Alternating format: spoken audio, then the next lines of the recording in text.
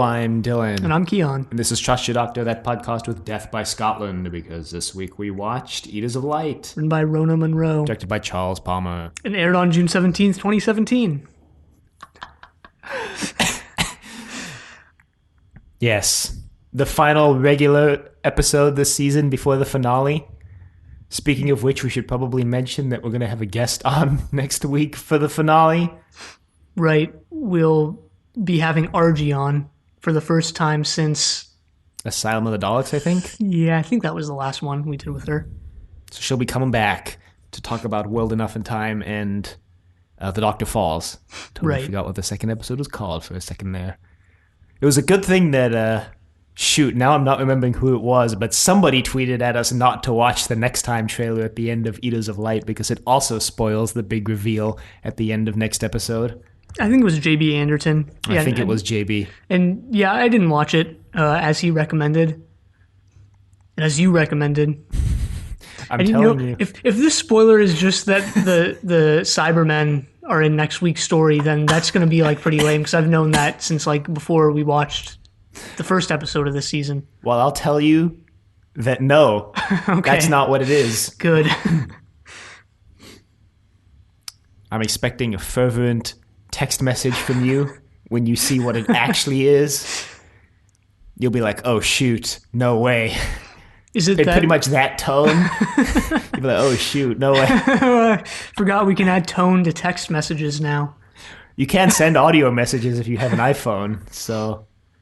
Oh, I didn't know that. That is a feature that you can use that nobody does. Because then you would just call. Like, what's the point of like audio text? You know? I don't know, man. You got me.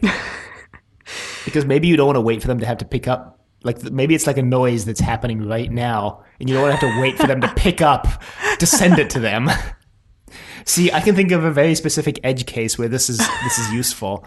Just dial their voicemail and leave a message. But you still gotta wait the 30 seconds before it goes to voicemail. Can't you? Isn't there a way to dial someone's voicemail, like make it go straight to their voicemail or something? If there is, I don't know what it is.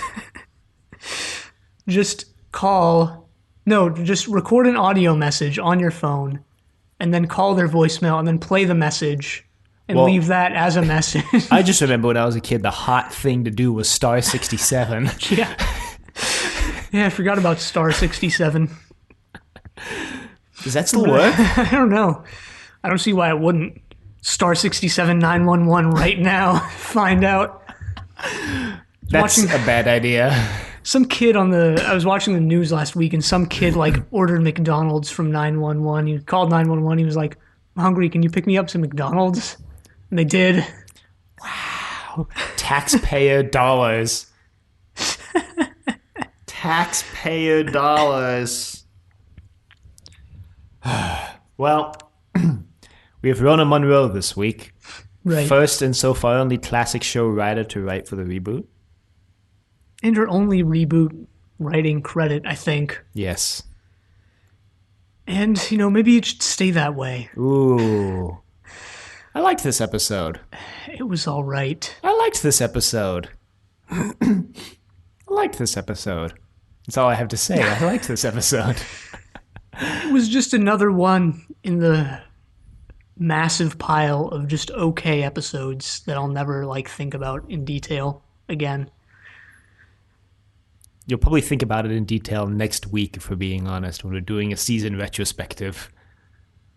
I guess. But beyond that, it's just another one down. I guess. Well, I guess with that, we should get right into it. My first note is ghosts will eat you or something. There's a TARDIS in the stone. Yeah, the beginning kind of reminded me of the setup of Children of the Stones, which we're going to be watching for our classic sci-fi podcast, Inevitable. Starting in a couple weeks, so check that out. It's a good thing I have you here to shill for our other podcasts, so I don't have to. Yeah, our other podcasts, such as Zenith, a Blake 7 podcast, check that out, and Triple Play, see how a movie easy trilogy that was? Podcast, check that out. See how easy that was? Yeah, so some kids in Scotland are messing around one of the lesser Stonehenges. This is like the lesser panda, also known as the red panda. You mean the superior panda, the one that doesn't have a population problem because it doesn't have sex. This is a true fact, by the way. Yeah, I know. That's why it's like they always celebrate it as like such a miracle when there's like a new panda born. Sometimes there are some animals that are just like so dumb that you have to question how they got to this point. Things like koalas who only eat eucalyptus leaves, which apparently have such low nutritional value. The koalas like only ever have enough energy to sleep all day and eat. Or like those animals that have like no fear sensors or whatever. Have you heard of those? They just like have absolutely no sense of fear. It's like, how did you make it this far? Well, my favorite part about the koala is that like baby koala's teeth aren't developed enough to like chew eucalyptus leaves. So the mother has to chew the eucalyptus leaf, and like birds will like regurgitate food or whatever. Koalas just poop it into their baby's mouth. Amazing. How did koalas get this way? I don't know. I heard they're pretty vicious, actually. If you yeah, probably for all of 30 seconds before that eucalyptus energy runs out. And then they have to eat for the next 5 weeks to build it back up again. Wow. One creature that isn't like this is the Eaters of Light from this episode. They seem pretty energized and vicious. I don't know. They have a blistering weakness in the fact that they get like burned by sunlight. But they also eat their weakness, You don't have to evade or outsmart or outpower your weakness. You just eat it. In some ways, that is outpowering it. All right, fine. Well, that was the Bill right there. I was literally about to say Bill. The Doctor and Bill arrive. And they're sort of arguing about the Ninth Roman Legion, I believe it is, which is right. A famous, or maybe not so famous, because I didn't know before I looked it up, Roman legion that disappeared in Scotland. Right. Bill's getting pretty ticked off. He's like, you think you know more about ancient Rome than me? Nobody knows more about ancient Rome than me. She's like, I read the book. And I'm like, okay. The Doctor says something like, I've lived as a Roman. I've farmed. I've eaten. I was like second rank. And I was like, He said he was like a second rank like eunuch or something, didn't he? Like what was it? I was like, really? Nardole is surprised that he's like, really? Second class? Wow. Well, Nardole is just there like in his pajamas, like, all right, guys, like, are we gonna go back to the vault now? Like, are we going back? Like, this isn't the vault. We're not back at the vault, guys. The Doctor's like, no, this is important work we got to do here. Nardole's like, ugh. So they split up. Bill's going to go look by the river. The Doctor's going to go look over the hill where he assumes the battlefield is. Bill thinks the Roman legion went back to Rome, so they're following the river. Yeah, and Bill goes into the woods and finds some weird, like, LARPer. She finds Carr. Yeah. Who tries to kill her. But not before the beast arrives and tries to kill Bill as well. Kill Bill. Volume 1. Well, like volume 6, given how many times you've made that reference. Yeah, so Rona Munro is back from the classic show. And we get some classic names in this episode, like Carr. Just one syllable names. I could swear there was someone named Carr, like on the Daleks or, some other one of those ancient Doctor Who stories. Prehistoric Who. You're asking the wrong guy. I wouldn't know. But yeah, she sort of runs off. But actually she meets one of the Romans. She goes into sort of an underground area. Yeah. And meets a guy named Simon. Very Roman name. Well, this is actually something I wanted to talk about, but since you bring up his name, I sort of had a question about his name because I looked up like the history of the name Simon, and it is a biblical name. So you got to wonder why Romans, and then I looked up, when the Ninth Legion went missing, and it was sometime in the like 100s AD. I was like, you got to wonder why this guy's named Simon when he's Roman, before Romans converted to Christianity.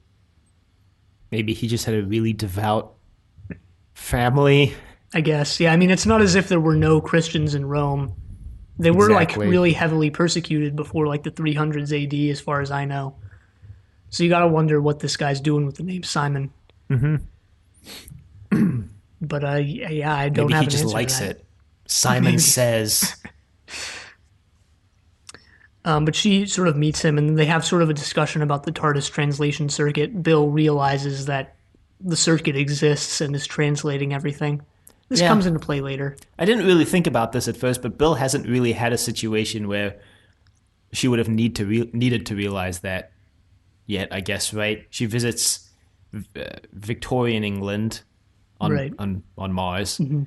She visits what we decided last week was Georgian England, thin ice. Yeah. She visits the future of the human race in Smile, where Right. I guess it's reasonable, to assume that they still speak English or some dialect of English. And then, like Light, that whole three-parter took place in present times. Right. So it was interesting to realize that Bill would never have had this moment. Yeah. But she has it now in her second to final story. Or third to Yeah. final, I guess, I mean- depending if she goes out in the finale or the Christmas special. Wow. No, yeah, I mean, I didn't even think of that. Like, we're almost at the end of Bill. Pretty hard to believe. Who was the last companion to only have one season? Martha? Martha. Huh. Donna, kind of. Yeah, I guess. Say Donna. Yeah, I mean, I guess if you're going to count Martha, you're going to count Donna too, because Martha came back. Yeah, exactly. Well, the Doctor finds a burnt up pile of bodies. He's like, that's weird. It's like they've been drained of all sunlight. No, it was like death by Scotland. And the Doctor's like, no, this would have been instantaneous, and that would take like 50 years. Well, they also meet something equally interesting. It's a quantum shade. It's just a regular raven. It's not even a raven. or It's just a crow. crow. And the Doctor starts talking to it, and Nardol's like, "Why are you talking to a crow?" The Doctor reveals that crows used to be able to communicate with humans, in ancient times. Like now, where they are. Yeah. But the crow just says something like, "Doctor, yeah. Doctor." It's my crow impression. Nodal's like, so why did they stop? And the Doctor's like, you guys just stopped having intelligent conversations with them. Nodal's like, okay. And the Doctor's like, they're always shrugging. We're like sulking too. Have you heard that noise they make now? Always sulking. Right. So Simon reveals that he and the rest of his group were actually deserters. They deserted the rest of the Legion because the rest of the Legion got wiped out. Oh, they can meet up with Godzika from last week. He's not even on Mars yet. Almost said on the moon again, like we kept doing last week for some reason. No, he's not. Not yet, anyway. No. But he will, and then you'll get to meet the glorious Alpha Centauri. So they sort of go off into the woods, and they're ambushed by the creature. Right. You don't get a good look at the creature yet, but you do find out that it has tentacles of some sort, and it's pretty sinister. It kills Simon. Rip Simon. But Bill is able to find the tree that the rest of the Romans are hiding out under. Well, they're in some underground like caverns, Like a hovel. A hobbit hole. But this is, I mean, it's connected. Like it's an underground cavern system. It seems pretty extensive. Yeah. So they're just kind of chilling there. Chilling like a villain. Like the villains they are, because the Doctor and Nardole now confront the people the Romans are there to conquer. Yeah, the Celts, I think. Although I'm not sure, because I don't think they're actually named in the story. The Scots? The Scots. They're in Scotland, so Yeah, probably I the Scots then. So basically they're like, yeah, the Romans came, killed all our loved ones, we fought them back and destroyed all of them. But the Doctor's not having any of that nonsense because he realizes that they're basically all children. Nadal's got a bag of popcorn too. We should mention this because it becomes relevant in a second. Yeah. But the they sort of threaten the doctor. They're like, you're not going to like it when our leader gets back. It's just Carr. Yeah. Not really a gist, I guess. It's a gist to the doctor because he's like, you're like literally a kid. You're like half my size and like 1/5000th my age. But we find out that Carr is also the keeper of the gate. Whatever that means. Right. We don't really find out what that means yet.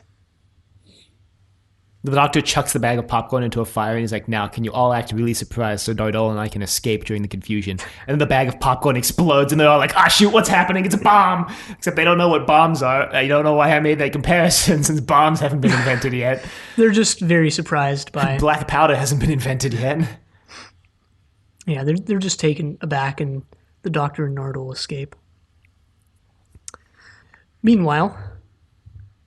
in the Hobbit Hall. Yeah. Well, actually, do they go to the gate first, or do we go back to the Romans first? No, we go back to the Romans, because I have a note here about Bill being stuck with the Romans. Yeah, this is a very fast-moving episode. I mean, I guess... Yeah. But this scene with the Romans is very short, because we immediately cut back to the doctor going to the... He finds the gate, because he's looking...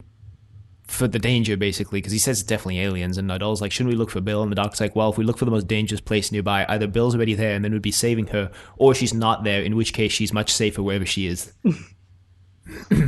Which takes them to the gate.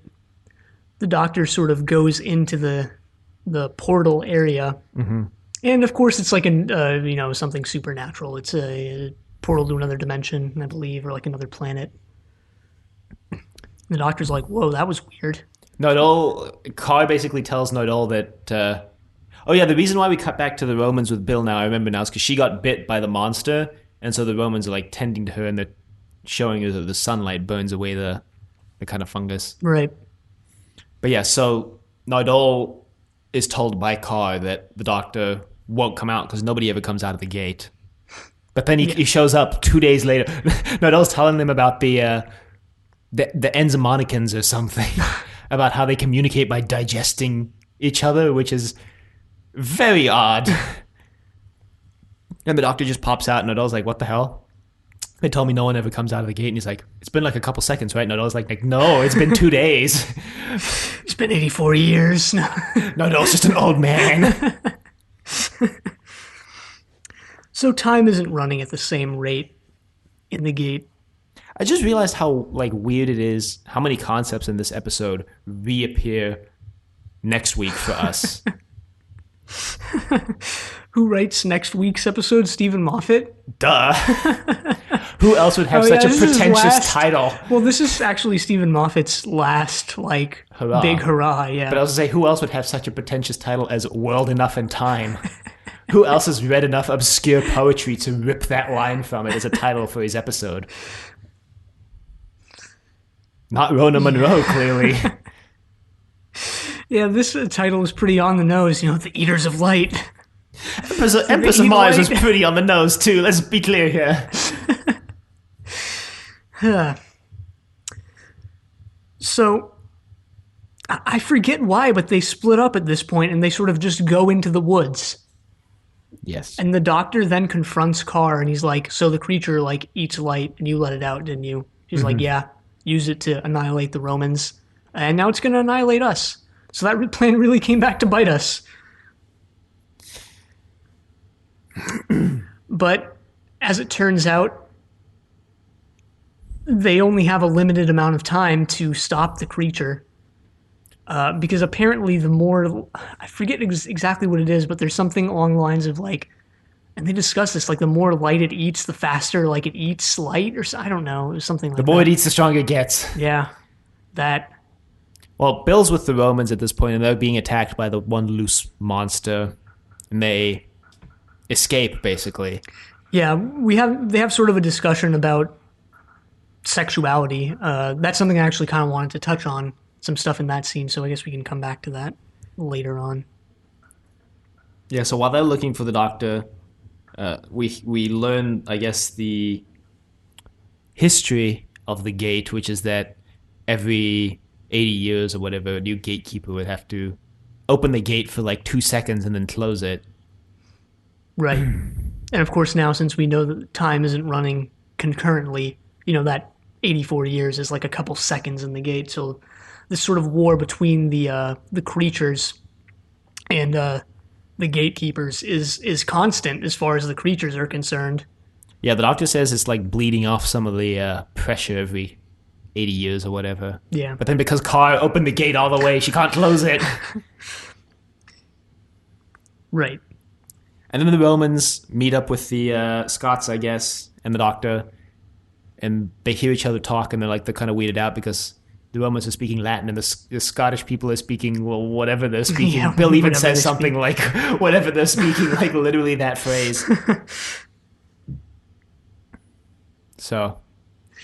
And then, since they now have this common language, they sort of come together. This is another thing I kind of want to touch on in a little bit. But we're almost at the end, actually. So let's just finish up. Yeah, this is a very... through it pretty quickly, yeah, actually. this is a very plot-driven episode, so I'm not surprised that we're just kind of rolling through it. But they form this alliance, and they go back to the gate, and the doctor proposes... his plan, which is that he is going to, go in the gate and just stop the creatures for like all time. But he doesn't propose that until they've lured the creature to the gate because they need to send the creature back to the other side first. Right, yeah. So they're waiting for the creature to come for another 2 days. This is the first, and sort of once they lure the creature there, this is the first we really see of the creature, like the first clear shot of it. Mm-hmm. It looks pretty cool. It looks like a classic, dragon. Right. And Doctor Who has never... correct me if I'm wrong, but Doctor Who's never really had like this sort of classic looking dragon type creature. Unless you count the Drashigs. The dish rags, you mean the dish rags. But, I liked it because of that. Wasn't there that Loch Ness Monster bot that the Zygons had? I guess it was a robot, right? I mean, this is like this is like a living creature. It's like an actual like fantasy dragon. Well, I mean, there was, from Father's Day, there was the... the Vortisaurs? Yeah. They were more like pterodactyls, if I remember correctly. Okay, but, like, a dragon is just a dinosaur that can breathe fire. I guess pterodactyls are more bird-like, Pterodactyls are not actually dinosaurs. Fun fact. Are they... What are they, birds? Like what are they? I don't actually know, but they're like part of some weird obscure classification that's like not dinosaur. Halfway between birds and dinosaurs. Are you sure that's pterodactyls and not Archaeopteryx? No, I think that's the one that is a dinosaur. But I don't know because my memory sucks.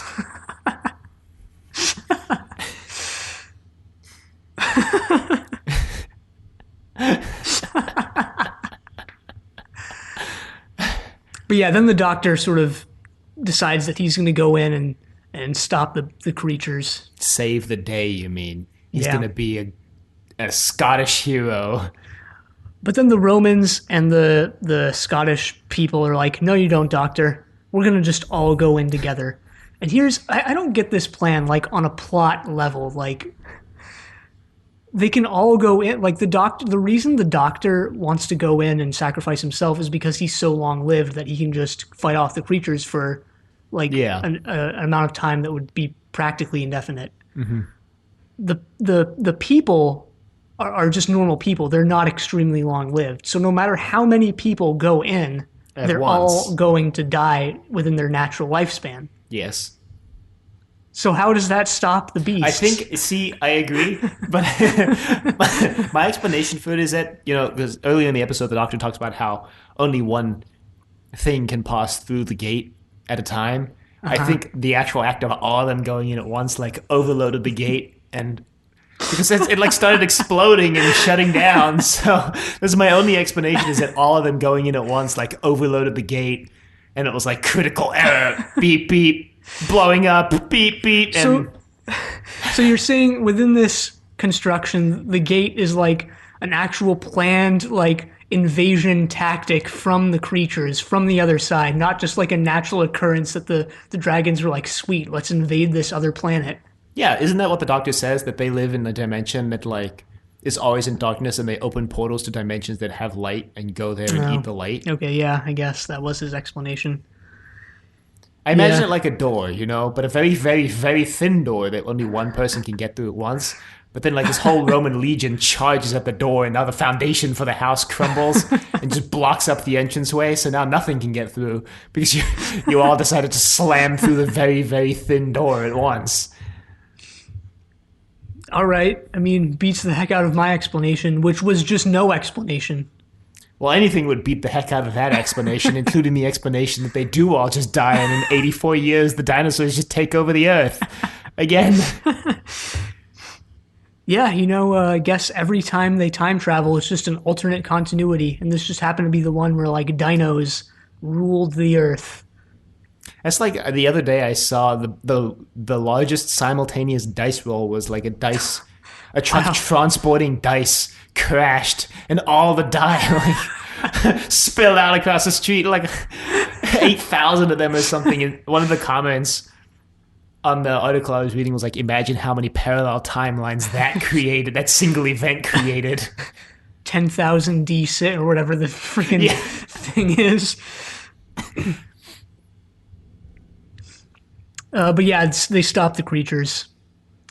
They go back to the TARDIS. Well, they first see a crow, and Nardol's like, too bad they're all going to be forgotten within a couple years, huh? And the doctor's like, nah, the crows will remember.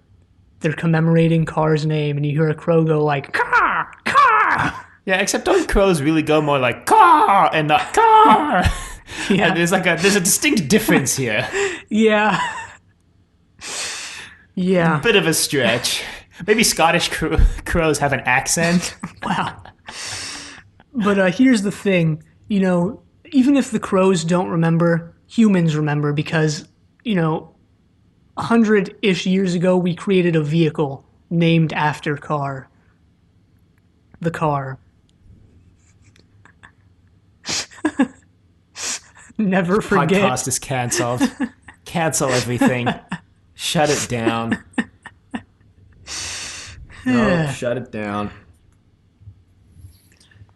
So they go back to the TARDIS, and Missy's there. Nardol's like, this is a serious breach of protocol. And the doctor's like, don't worry about it.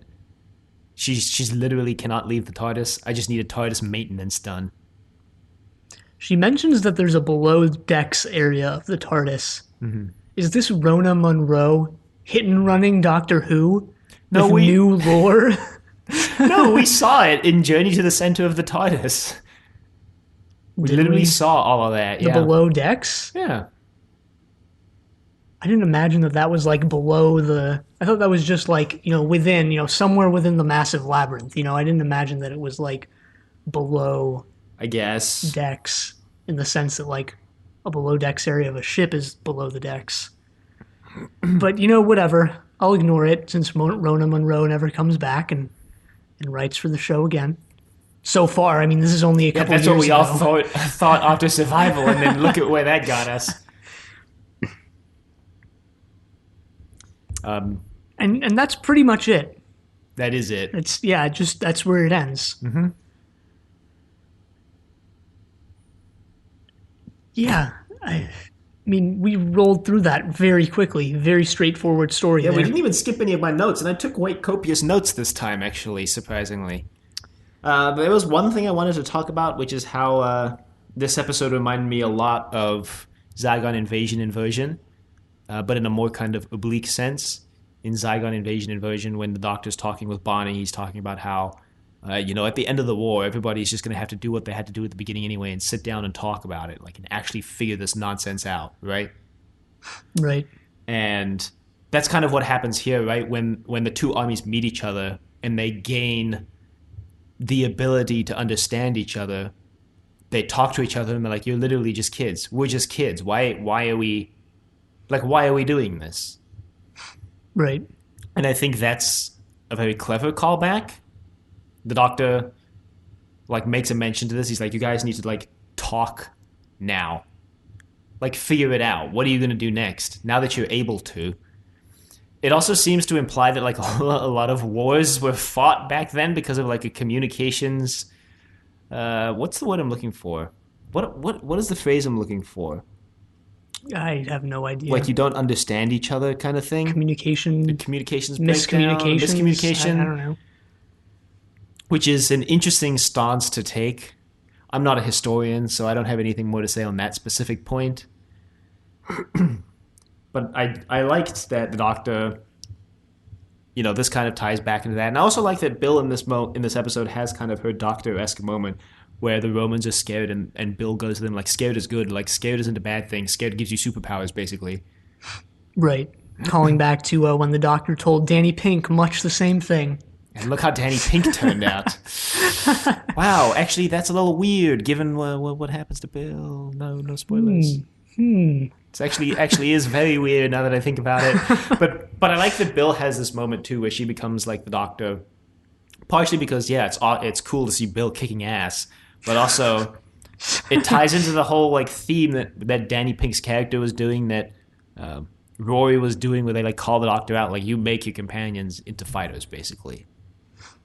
Right. Into warriors. Yeah. She does have another sort of Doctor-esque moment when she goes, like, the Romans, like, have absolutely no plan. She's like, all right, well, I'm going to go, like, confront the creature or confront, like, the Scots or whatever she says. And they're like, why? And she's like, it's better than sitting here doing nothing. And then they follow her and they're like, why are we following her? And one guy's like, because she's the only one saying anything. Right. Yeah, the thing you kind of bring up with the, like, language and miscommunication and how they, like, come together. Language barrier, that's the phrase I'm looking for. Yeah. That's something I also wanted to touch on. I mean, a lot of, like, ancient wars were fought on the basis of, like, different groups and, like, very fragmented groups in very small areas, and fought on the basis of, like, the survival of those groups. So, like, language is one big, like, way that a lot of groups differentiated themselves from others. Is like, all right, we're us because we speak this language, and you guys aren't us because, you speak a different language, your own language. Right. And yeah, what this episode kind of proposes then is like, yeah, if everyone could just understand each other, then, conflict wouldn't be as common or would just not exist. Which, going back to, times when groups did differentiate themselves based on their language and have conflicts over sort of their own worldviews like that, then yeah, I guess that's a sort of historical idea there. Mm-hmm. But it's also like, I don't know, it just kind of rubs me the wrong way. Because, like, yeah, I guess if everyone in the world, like, spoke the same language, then, like, yeah, it would all be fine and dandy. But, like, that's also, like, destroying culture, destroying history, and etc.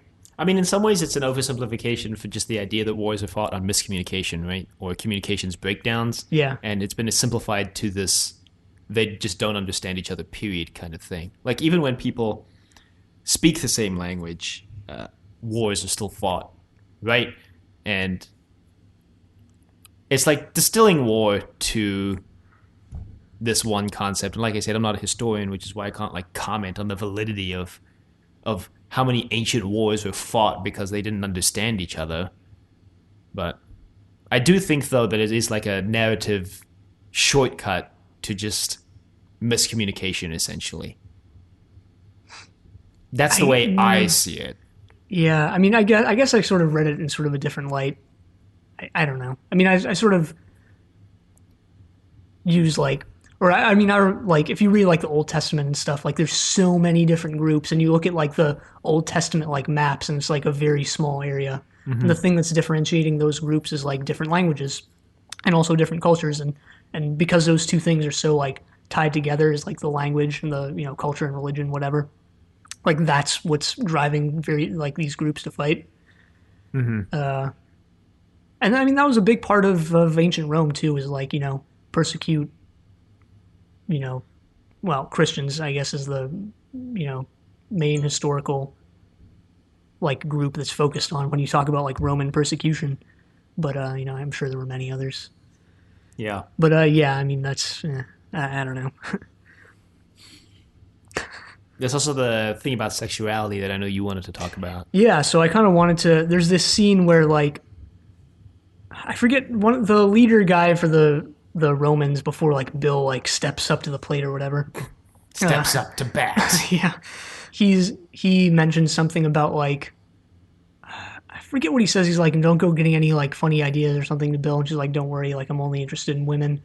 And they're like, wow, what a like narrow-minded view, because apparently they're all like bisexual and bisexuality, I guess, according to this story, and I think also like according to historical records, was a lot more common in ancient Rome. Right. Which is interesting that like this story kind of uses that to validate it in modern times. Like, look, like this isn't something new; it's something ancient. Ancient Romans, I guess just that like bisexuality isn't like something new that people just like came up with recently. But what was more interesting, or maybe as interesting to me, was that in a prior scene, one of the Romans was thanked by Bill, and he responded, "No problem." And if we're using this sort of ancient Roman validation of bisexuality, then we can also extend that to an ancient Roman validation of no problem. Because, there's the whole debate between like, no problem versus you're welcome. And some people say no problem is just off limits, that it's impolite, that it shouldn't be said. That's why I go for the more confusing no worries. Which means that it could be a problem, but don't worry about it if it is.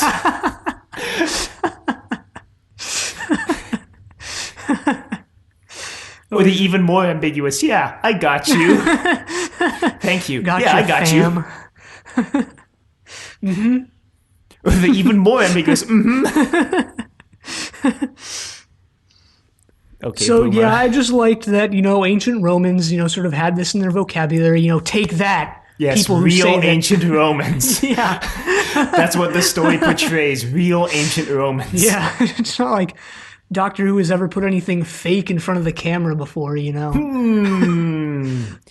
Flashbacks in Drashigs.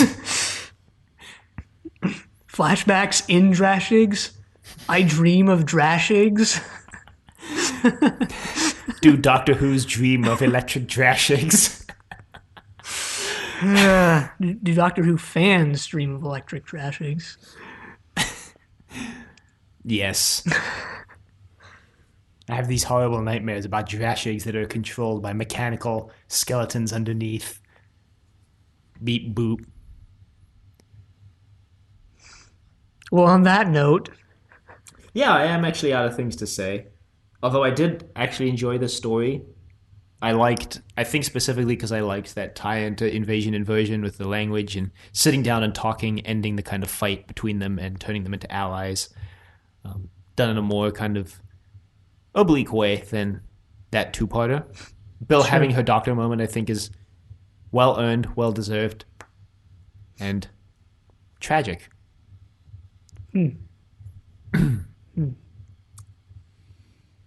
But that's all I have to say. If you would like to email us, you could reach us at thedoctor@decorativevegetable.com. Questions, comments, concerns, angry rants, love letters, your thoughts on crows being able to talk, I guess. You can find us on YouTube at Decorative Vegetable. Find us on Apple Podcasts and Google Play at Trust Your Doctor, and Spotify at Trust Your Doctor. Be sure to leave a rating if you like the show. Check us out on Facebook, Trust Your Doctor. Like us on Facebook. Also check us out on Twitter at TYD Podcast, and follow us on Twitter. And next time we're going to be watching World Enough in Time and The Doctor Falls. And again, we're going to be rejoined by RG next week. Right. So until then, the end.